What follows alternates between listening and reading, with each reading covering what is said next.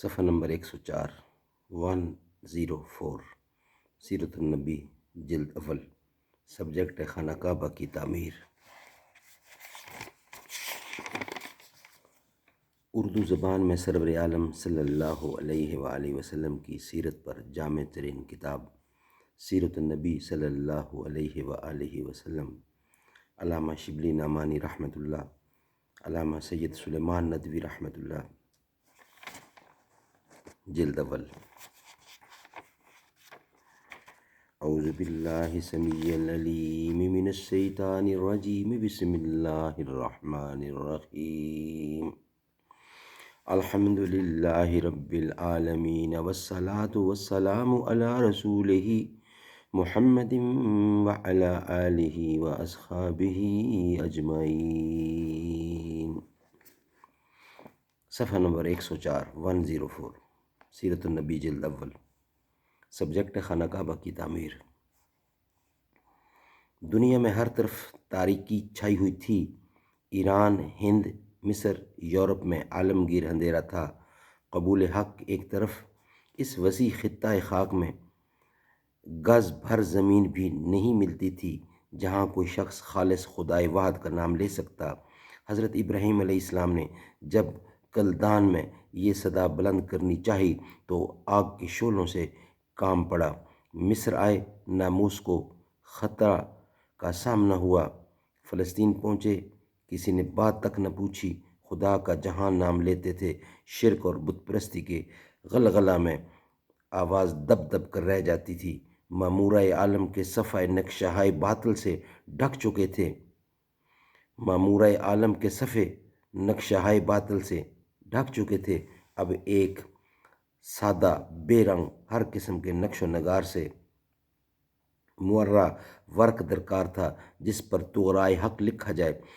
یہ صرف حجاز کا صحرائے ویران تھا جو تمدن اور عمران کے داغ سے کبھی داغدار نہیں ہوا تھا۔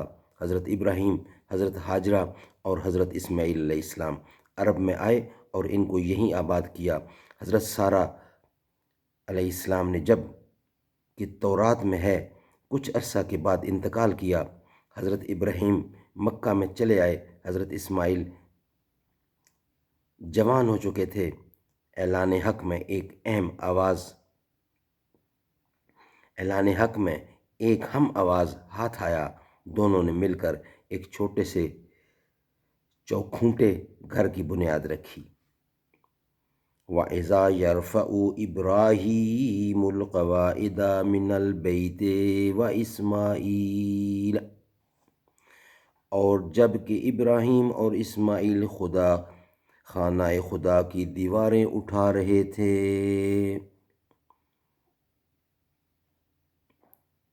بطلمیوس کے جغرافیہ کا ترجمہ عباسیوں کے زمانے میں ہو گیا تھا۔ مسعودی اور ابن ندیم نے اکثر اس کے حوالے دیے ہیں۔ محققین کے بیان کے مطابق حضرت ابراہیم علیہ السلام نے خانہ کعبہ کی منہدم و بے نشان عمارت کو دوبارہ بنیاد اٹھا کر